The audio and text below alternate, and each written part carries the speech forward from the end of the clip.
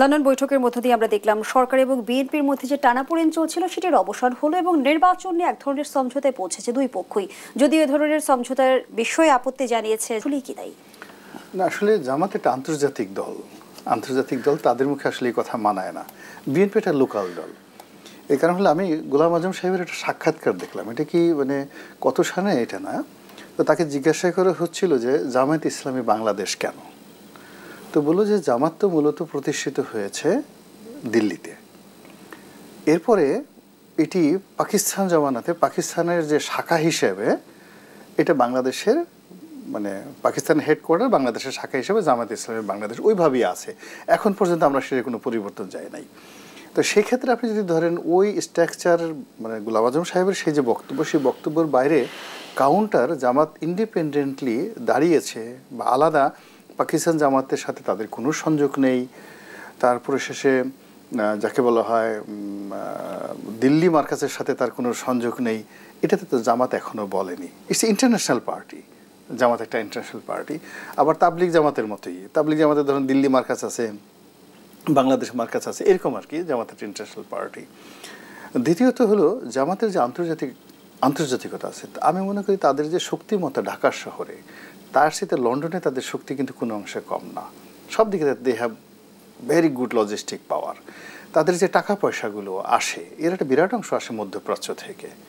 মধ্যপ্রাচ্য দুবাইতে যদি আপনি যান, তারপর শেষে জেদ্দাতে আপনি যদি যান, সেখানে জামাতের আমির, ওখানে জেদ্দার যে রাজা আছেন বা মানে ওখানে রাজপরিবারের যে সদস্য আছেন, তিনিও এত লোক জড় করতে পারবেন না।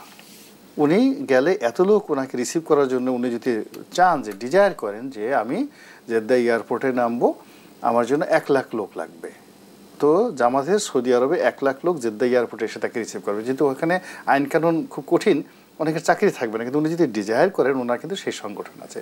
তো এরকম একটা আন্তর্জাতিক সংগঠন, যাতে সারা দুনিয়াতে যাদের লিঙ্কেজ আছে, সারা দুনিয়া থেকে যাদের টাকা আসে এবং তারা গ্লোবাল রাজনীতি করে, তাদের সঙ্গে ধরেন তুরস্কের খুব ভালো সম্পর্ক, তুরস্কের জেবি পার্টি খুব ভালো সম্পর্ক, ইখওয়ানে মুসলিমিন নামক একটা সংগঠন খুব ভালো সম্পর্ক, মুসলিম ব্রাদারহুড যে মিশর, তাদের সাথে একেবারে যাকে বলা হয় আপনি কি বলবো ছাত্রদলের সাথে মূল বিএনপির যেমন সম্পর্ক, তেমনি মিশরের যে মুসলিম ব্রাদারহুড তার সঙ্গে জামায়াত ইসলামের বাংলাদেশে ওইরকম সম্পর্ক, ছোট ভাই বড় ভাইয়ের সম্পর্ক। তো এইরকম একটা গ্লোবাল পার্টি, আমার কাছে মনে হয় জামাতের মতো এরকম কোনো গ্লোবাল পার্টি পৃথিবীতে দ্বিতীয়টা নাই। এটা গ্লোবাল পার্টি। তো তাদের দৃষ্টিভঙ্গি, তারা নিজেরা এত বড়, এত উদার, এত তাদের আন্তর্জাতিকতা, তো সেখান থেকে বের হয়ে তারা বিএনপিকে এত ছোট ভাবছে কেন? বিএনপি লন্ডনে কথা বলেছে, এটা সংবাদ সম্মেলন করেছে, এটা কি দোষ? 1 2 নম্বর হলো যে এখানে তো টোটাল বিষয়টা হয়েছে ডক্টর মোহাম্মদ ইউনূসকে নিয়ে। তো ইউনূস সাহেব যদি লন্ডনে বৈঠক না করে, এবং ইউনূস সাহেব ডিজায়ার করেছেন এজন্যই বৈঠক হয়েছে, তারেক রহমান সাহেব তার ডিজায়ার করেন নাই। আর ইউনূস সাহেব তো আন্তর্জাতিক মানুষ, উনি তো যেখানে যান সেখানে সংবাদ সম্মেলন করেন। উনি তো জাপানে গিয়ে সংবাদ সম্মেলন করেছেন, তখন তো উনি জামাতের লোক রাগ হয় নাই।